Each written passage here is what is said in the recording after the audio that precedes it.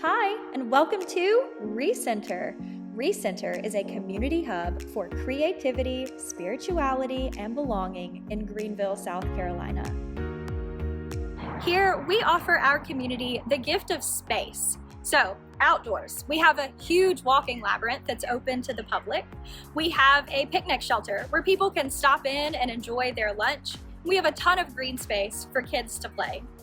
Inside, we offer an art studio and gallery wall, and we have rental space available for retreats, workshops, classes, support groups, book clubs, any kind of gathering that helps make our community thrive. We also have a resource closet with hygiene supplies to help our neighbors, and our big dream is to open up a coffee shop. It is my great joy to share ReCenter with you today as an example for what's possible when God gets up to something new and when we, the people, work together in community to say yes to this holy experiment.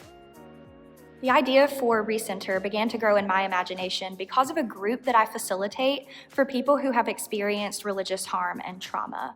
So this group is often filled with people who have exited the church and who are deconstructing old ideas and reconstructing a life of wholeness and wonder and beauty and meaning.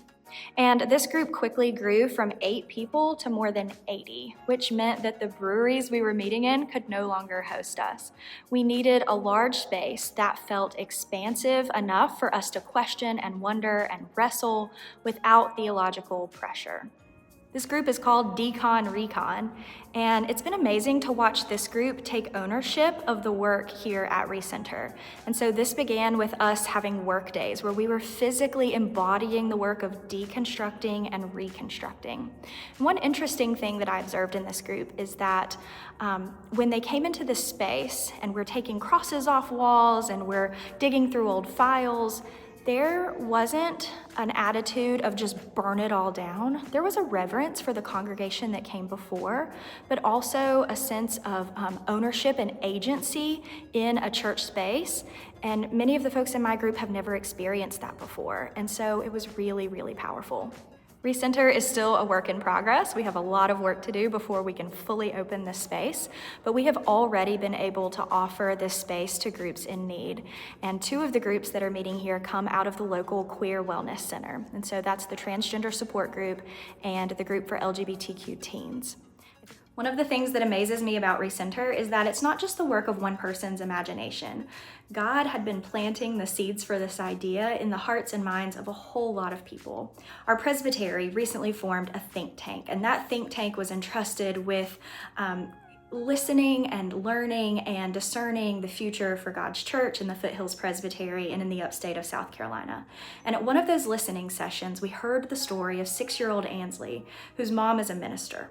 And they drive throughout Greenville, and every time Ansley sees an empty church, she cries. She cries because she loves church, and she cannot imagine a space being empty where God is not being honored and where people aren't gathering.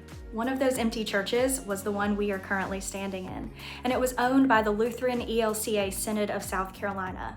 They had tasked a minister with discerning possibilities for this space, and she and I connected. That synod has gratefully and excitedly entered a partnership with our presbytery to bring this vision to life. We were also blessed to be connected to the national work for innovation and imagination when Corey Schlosser Hall visited our presbytery. At his introduction, I was able to connect with the folks from 1001 New Worshiping Communities, and that network has been instrumental in giving us the tools that we need to get started. I also want to say a word about the congregation I serve, Fourth Presbyterian Church. They have heard the vision for ReCenter and said, how can we help?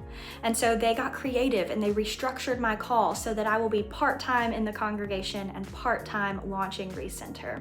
So as you see, ReCenter is not the work of one person. ReCenter is an example of what's possible when individuals, congregations, presbyteries, national networks, other denominations, and community members all work together in holy imagination with a laboratory mindset, a willingness to take some risk and try some things out. And this large web of connection feels like the Holy Spirit weaving us together for the sake of the world God so loves.